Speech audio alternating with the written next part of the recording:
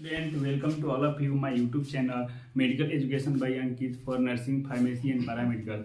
आज का जो लेक्चर है देखने वाले हैं माइक्रोबायोलॉजी के लिए बहुत ही इंपॉर्टेंट है, फर्स्ट ईयर माइक्रोबायोलॉजी के लिए। तो आज देखने वाले हैं difference between prokaryotes and eukaryotes. ठीक ना, ये दो तरह का सेल है जिसके बीच के क्या डिफरेंस है एक एक करके पॉइंट वाइज हम समझने वाले हैं। ठीक है, तो वीडियो के लास्ट तक जरूर बने रहिएगा। फर्स्ट पॉइंट देखते हैं, यहाँ पे पहले समझ लेते हैं। प्रो मीन्स क्या होता है? बिफोर। बिफोर मतलब पहले, और कैरियोट्स मतलब क्या होता है? न्यूक्लियस। ठीक ना, तो यहाँ पे क्या है 3500 मिलियन ईयर एगो। मीन्स क्या है? 3500 मिलियन ये पहले सेल की डिस्कवरी हुई थी। 1 मिलियन का मतलब क्या होता है? 10 लाख। और यहाँ पे क्या है 3500 मिलियन। तो आप सोच सकते हैं कि कितने प्रीवियस ईयर्स में इसकी खोज की गई थी। और देखते हैं सेकंड पॉइंट देखते हैं यूकैरियोट्स का। यू यहाँ पे क्या है?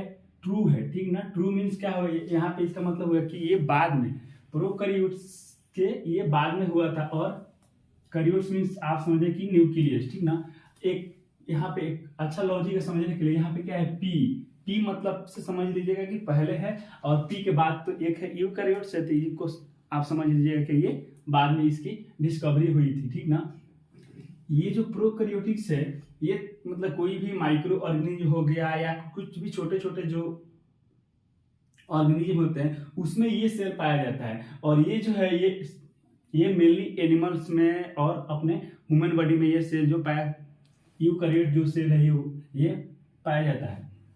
इससे आप एक बात समझ लीजिएगा, यू से, यू मतलब क्या होता है? आप मतलब आप और हम सब। ठीक ना, तो आप और हम सब में मतलब कि ह्यूमन बॉडी में ये यूकैरियोट से यू आ रहा है, तो मतलब कि यूकैरियोट जो है वो ह्यूमन बॉडी में पाया जाता है।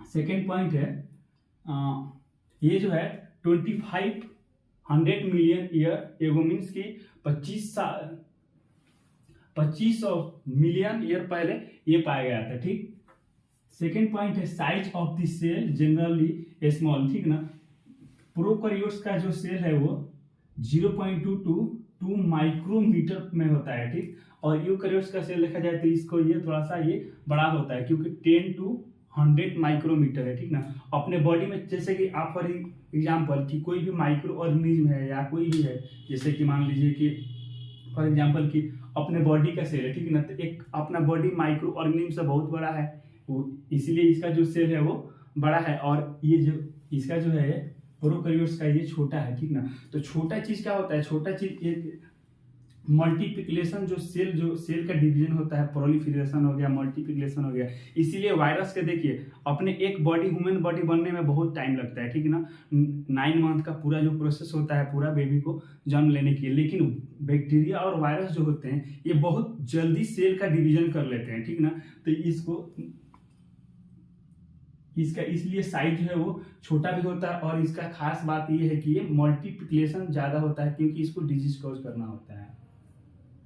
थर्ड पॉइंट है मेम्ब्रेन बॉन्डेड ऑर्गेनेल्स ऑब्सेंट। ठीक ना, देखिए सेल्स के अंदर भी बहुत तरह का हो गया, साइटोप्लाज्म हो गया, माइटोकॉन्ड्रिया हो गया, राइबोसोम हो गया। ठीक ना, तो उसके भी मेम्ब्रेन होता है। ठीक ना, मान लीजिए कि अगर ये साइटोप्लाज्म हो गया, ठीक है, या इसको मान लेते हैं कि हम माइटोकॉन्ड्रिया। ठीक है, तो माइटोकॉन्ड्रिया के ऊपर भी एक तरह का मेम्ब्रेन प्रेजेंट होगा। ठीक ना, तो उसमें प्रोकैरियोट्स में फॉर एग्जांपल के लिए मैंने बताया इसको। ठीक, प्रोकैरियोट सेल में ऑब्सेंट होगा, और यूकैरियोट्स जो अपना ह्यूमन बॉडी का जो सेल्स होगा, एनिमल्स का सेल होगा, उसमें क्या होगा? वो प्रेजेंट होगा। मीन्स कि सेल्स के अंदर भी जितने ऑर्गेनेल्स है, न्यूक्लियस है, राइबोसोम है, माइटोकॉन्ड्रिया है, उसके भी एक उसमें मेम्ब्रेन होगा, मेम्ब्रेन बॉन्डेड होगा।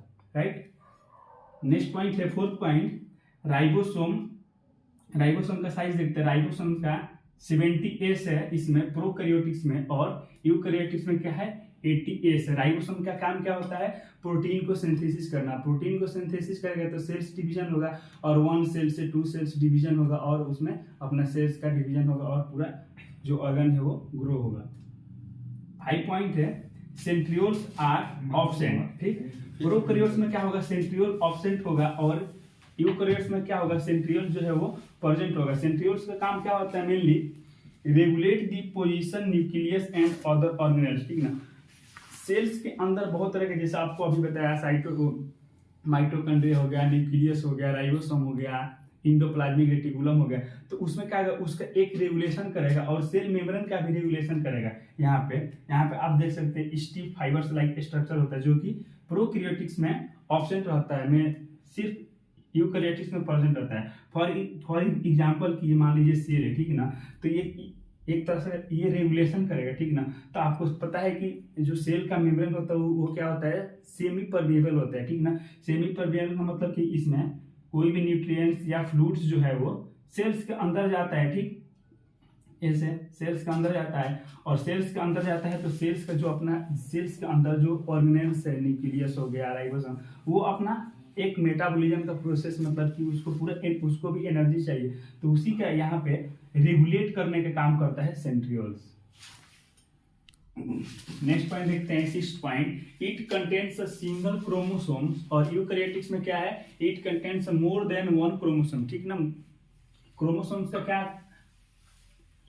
का काम क्या है, जेनेटिक मटेरियल जो होता है उसको कैरी करता है, ठीक। 7 पॉइंट है, there are no streaming movement in the cytoplasm, ठीक ना। जैसे कि साइटोप्लाज्म, यहाँ पे स्ट्रीमिंग का मतलब होता है रैपिड मूवमेंट या मूवमेंट करना, ठीक है। तो इसमें क्या होगा, जो साइटोप्लाज्म में प्रोकैरियोटिक सेल्स में मूवमेंट नहीं होगा, ठीक ना, और यूकैरियोटिक सेल्स में क्या होगा, साइटोप्लाज्म शो स्ट्रीमिंग मूवमेंट, ठीक। साइटोप्लाज्म जो होता है वो सेल्स का, आप देखे होंगे कोई भी 3D, जैसे कि 3D कोई सेल्स का कोई डायग्राम देखे होंगे, वो थोड़ा क्या करता है, मूवमेंट करता है, तो यहाँ पे स्ट्रीमिंग का मतलब है कि मूवमेंट करना। 8 पॉइंट है, cell division by binary fusion asexual, ठीक ना। जो प्रोकैरियोटिक जो सेल है वो एक सेक्सुअल होता है, मींस इसका जो सेल डिवीजन होता है वो एक सेक्सुअल के तरीके से होता है, और यूकैरियोटिक्स को आपको पता है कि माइटोसिस, जैसे कि 2 डॉटर सेल्स बना, मियोसिस मींस कि 4 डॉटर सेल्स होना चाहिए, सेक्सुअल फॉर्म में होता है जो यूकैरियोटिक जो एनिमल्स हो गया और अपन ह्यूमन बॉडी में हो गया। नेक्स्ट पॉइंट है 9th point, transcription takes place in cytoplasm, ठीक, और इसमें है यूकैरियोट्स क्या है, ट्रांसक्रिप्शन अकर इन न्यूक्लियस। देखिए ट्रांसक्रिप्शन का मतलब क्या होगा कि चेंज होना, ठीक है ना, एक फॉर्म से दूसरे फॉर्म में आना, जैसे कि आरएनए को डीएनए के फॉर्म में जाना उसको ट्रांसक्रिप्शन करते हैं। फॉर एग्जांपल कि आपने कोविड में आरटीपीसीआर का नाम सुना होगा, ठीक ना। आरटीपीसीआर के वहां पर मतलब क्या था, रिवर्स ट्रांसक्रिप्शन पॉलीमेराज चेन रिएक्शन, ठीक है, आरटीपीसीआर का वहां पर मतलब था। तो वहां पे क्या था, आरएनए के, क्योंकि कोविड-19 जो था वो आरएनए का वायरस था, ठीक है ना, तो आरएनए से डीएनए में वहां पे उसको चेंज कर रहे थे, इसीलिए वहां पे ट्रांसक्रिप्शन वर्ड यूज कर रहे थे। तो वही वाला ये ट्रांसक्रिप्शन है कि मतलब कि आरएनए से डीएनए में चेंज करना यहाँ पे हो गया। तो ये साइटोप्लाज्म में, प्रोकैरियोटिक्स में साइटोप्लाज्म में होगा, और यूकैरियोटिक्स में जो होगा वो न्यूक्लियस होगा, और न्यूक्लियस को आपको पता है कि न्यूक्लियस के पास इतना कैपेबल होता है कि कितना डिवीजन होना है सेल्स का, कितना कैसे उसका मल्टीप्लिकेशन करना, सब जो होता है न्यूक्लियस के पास होता है। तो आज का वीडियो कैसा रहा प्लीज कमेंट करके जरूर बताइएगा, और कोई भी मेरे लेक्चर से रिगार्डिंग कोई भी आपको डाउट हो तो आप कमेंट में क्वेश्चन पूछ सकते हैं, मैं आपका कमेंट का रिस्पॉन्स जरूर करूंगा। Thank you so much.